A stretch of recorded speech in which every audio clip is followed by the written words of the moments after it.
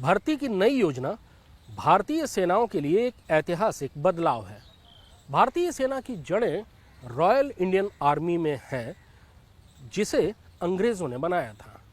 1761 में भारतीय सेना की सबसे पुरानी रेजिमेंट मद्रास रेजिमेंट का गठन हुआ था। उसके बाद एक पंजाब, जाट, सिख, गोरखा जैसी रेजिमेंट्स आती रहीं। इनमें भर्ती का एक खास पैटर्न होता है और ख़ास तौर पर इन्फेंट्री रेजिमेंट्स में भर्ती के लिए खास जाति, धर्म या क्षेत्र के आधार पर रेजिमेंट्स बनाई जाती हैं। भारतीय सेना में सैनिकों के भर्ती होने के नियम भी समय के साथ साथ बदलते रहे, लेकिन आज़ादी के बाद जो भर्ती का नियम बना उसमें 15 साल की अनिवार्य सैनिक सेवा होती थी।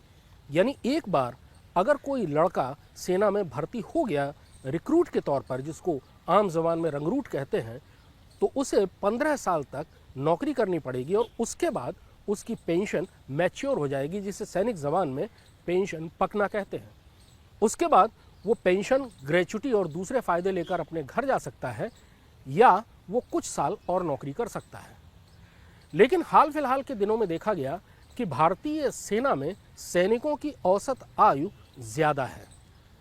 भारतीय सेना में सैनिकों की औसत आयु इस समय 32 साल है।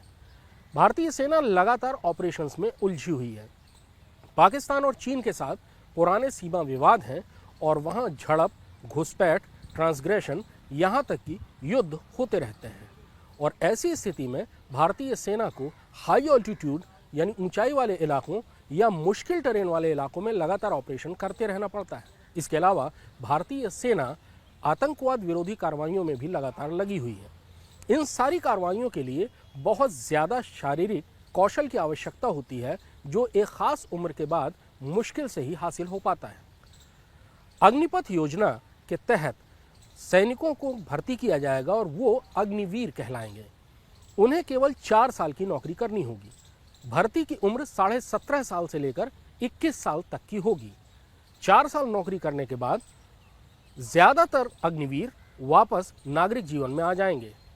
उनको किसी किस्म का पेंशन या ग्रेच्युटी नहीं मिलेगी, लेकिन उनकी तनख्वाह का एक हिस्सा जमा होता रहेगा और वो बाद में उनको सेवा निधि के तौर पर मिलेगा।